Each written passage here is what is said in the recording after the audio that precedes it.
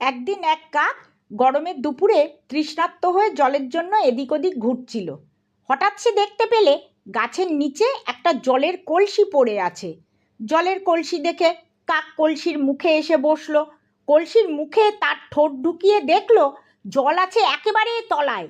সাধ্যমতো চেষ্টা করেও সেই জলের নাগাল সে পেলে না। এমন হতাশার মধ্যেও তার মাথায় এক বুদ্ধি এলো। কাছাকাছি ছড়িয়ে থাকা কতগুলো নুড়ি সে একটা একটা করে কুড়িয়ে এনে জলের কলসির ভিতরে ফেলতে লাগলো।